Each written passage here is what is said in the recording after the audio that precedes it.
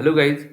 हम पाइथन की and to and series देख रहे हैं और लास्ट वीडियो में मैंने आपको रेंज फंक्शन के बारे में समझाया था। आज ना हमें लूपिंग में कंडीशंस किस तरीके से अप्लाई करते हैं ये देख रहे हैं।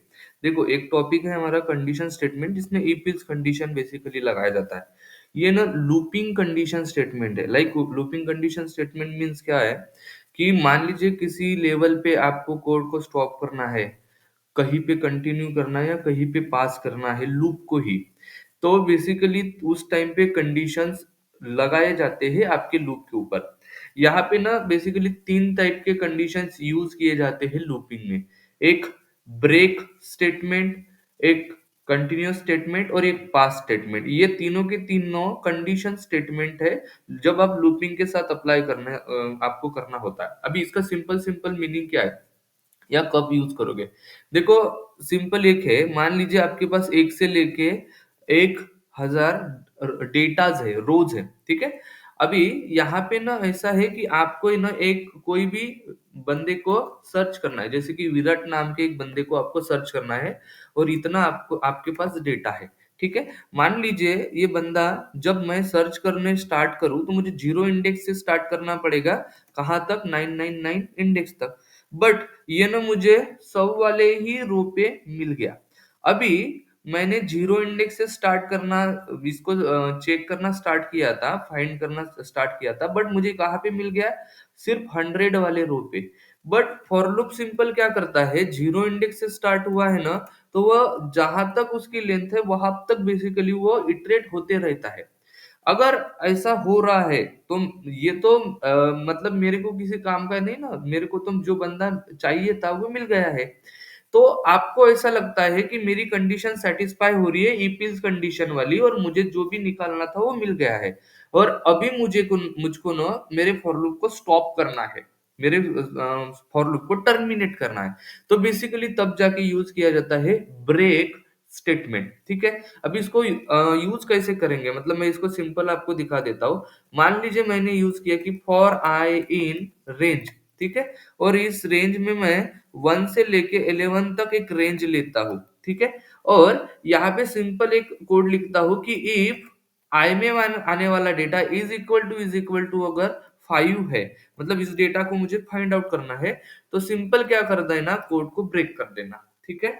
जब वो बंदा सिंपल आई में आ जाए तो उसको ब्रेक कर देना, और मैं इस चीज को प्रिंट करके देख देता हूँ, ठीक है? अभी देखो, आई को प्रिंट किया मैंने, तो सबसे पहले आई में कौन सी वैल्यू आएगी? तो सबसे पहले आई में वैल्यू आएगी आई इज इक्वल टू 1। तो क्या 1 5 के बराबर है? तो नहीं, मतलब कंडीशन फॉल्स होगी। ये यहाँ से जंप कर देगा, यहाँ पे अपने इंडेंटेशन वाले वैल्यू पे जंप कर देगा। ये अपने इंडेंटेशन में, मतलब इफ के इंडेंटेशन में नहीं जाएगा, ये इफ अपने लाइन में जो कोड है वहां पे जंप करेगा, बराबर? फिर सेकंड 2 आएगा, 2 भी 5 के बराबर नहीं है, तो फिर से उसको प्रिंट करवा के देगा। फिर 3, फिर 4, यहाँ तक तो वो प्रिंट करवा देगा। बट जैसे ही आई में 5 वैल्यू आएगी, जैसे ही आई आई में 5 वैल्यू आई, तो ये क्या कर देगा, ये कंडीशन क्या हो जाएगी? ट्रू। और कंडीशन ट्रू हो गई तो ये इफ कंडीशन के अंदर जंप कर देगा और कोड को क्या कर देगा? ब्रेक। जैसे ही इसको मैं रन करता हूँ, आप देखो सेम टू सेम मुझे वैल्यू वही दिखाई दे रही है। I is equal to 2, I is equal to 3, I is equal to और ये आई इज इक्वल टू 4, ठीक है? अभी ना यहाँ पे जो भी मुझे जिस कोड या जिस जगह पे भी मुझे वो कोड को स्टॉप करना था, टर्मिनेट करना था, तो मैंने ब्रेक स्टेटमेंट से उसको कर दिया, ठीक है? और इस तरीके से अपन ब्रेक स्टेटमेंट यूज करते हैं, ठीक है? अभी कंटिन्यू कैसे यूज करते हैं या कंटिन्यू क्यों यूज करना है? तो देखो, फिर से एक सिंपल ये कोड आता है या एक सिंपल ये आता है कि कंटिन्यू क्यों यूज करना है। अभी मान लीजिए फिर से एक प्रॉब्लम है यहाँ पे। मेरे पास एक डेटा सेट है, ठीक है? जैसे कि किसी किसी मेरे कंपनी का एक डेटा सेट है, मैं ना मार्केटिंग कर रहा हूँ, और मेरे पास ना कुछ लोगों का डेटा है, कुछ पर्सन का डेटा है।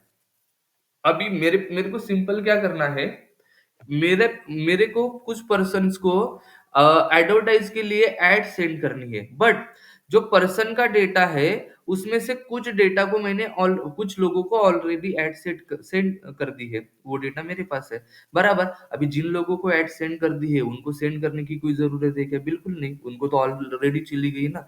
तो उन लोगों को मुझे ना क्या करना है, सिंपली स्किप करना है। स्किप मतलब वो जहाँ-जहाँ ये लोग दिखे मुझे, मेरे डेटा के लोग इस पर्सन वाले डेटा में दिखे, मतलब जो मेन डेटा है, मेरे डेटा के साथ मैच हो, उस वहाँ उन लोगों को मैं क्या कर दूँगा, स्किप कर दूँगा। तो यहाँ पे तब जाके कंटिन्यू यूज़ करता है। कैसे इसको अपन एक क्वेश्चन देखेंगे। मैं लिखता हूँ फॉर आई इन रेंज, और मैं क्या बोल रहा हूँ, 1 से लेके 11 तक है मेन डेटा। मैं बोल रहा हूँ कि इफ मेरे पास एक डेटा है और वो आई के डेटा से मैच करता है। अभी मेरा डेटा कौन-सा है? ये 4 नंबर वाला। तो इस 4 नंबर वाले डेटा को स्किप कर देना, ठीक है? और कोड को कंटिन्यू करते रहना, ठीक है? कोड को क्या करते रहना? कंटिन्यू।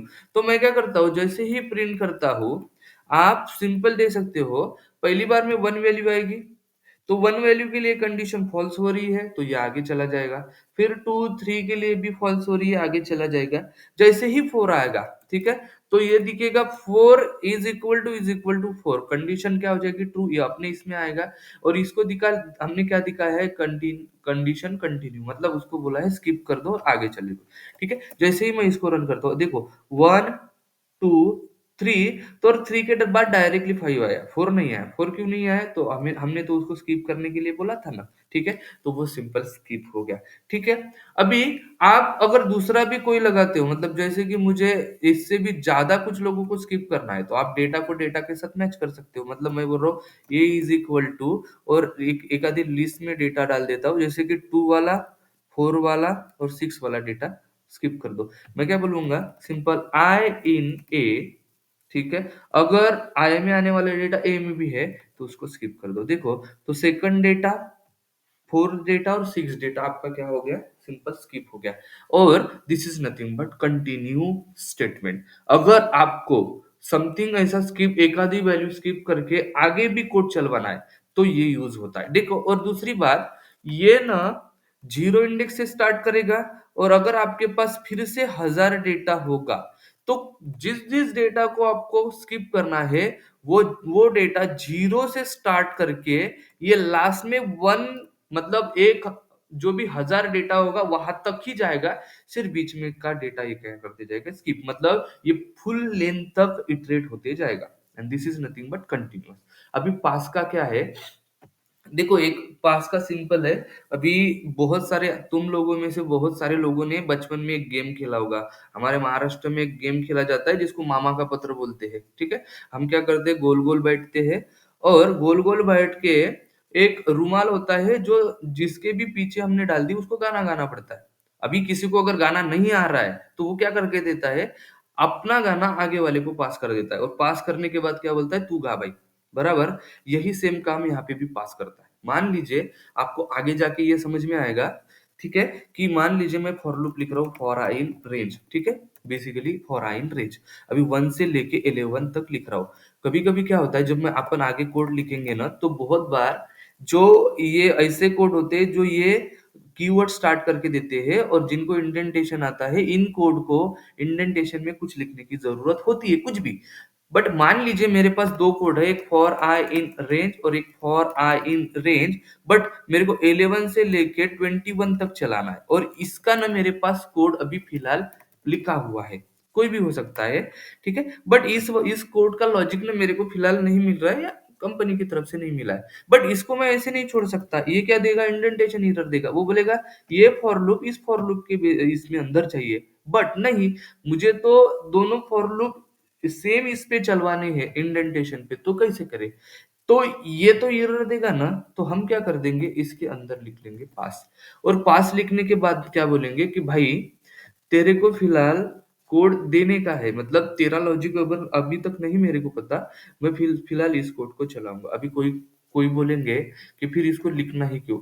देखो, हम जब ऊप्स कंसेप्ट यूज करेंगे और बड़े बड़े कोड लिखेंगे, उसमें ना पूरा लॉजिक बेसिकली आप लोग यूज करते हो, ठीक है? पूरा। कभी कभी ऐसा भी होता है कि आपको कुछ कोड नहीं लिखने की जरूरत पड़ती है, तो आप सिंपल उस टाइम पे ये पास स्टेटमेंट यूज करोगे, और पास स्टेटमेंट यूज करोगे तो देखो, ये सिंपल यहाँ से इस यहाँ जंप हुआ और इसने यहाँ से डायरेक्ट यहाँ पे जंप कर दिया और उसको पास कर दिया। ठीक है? और ये चीज़ होती है स्टेटमेंट इन लूपिंग जो अलग-अलग कंडीशन के लिए यूज़ होते हैं। ठीक है? आई थिंक ये वाला वीडियो भी आपको समझ में आया होगा। अगर समझ में आ रहा है तो प्लीज़ सब्सक्राइब कीजिए। उतना ही मेरे को मोटिवेशन मिलेगा और वीडियो बनाने के लिए और आपका हेल्प भी होगा। ठीक है? चलो, थैंक यू सो मच।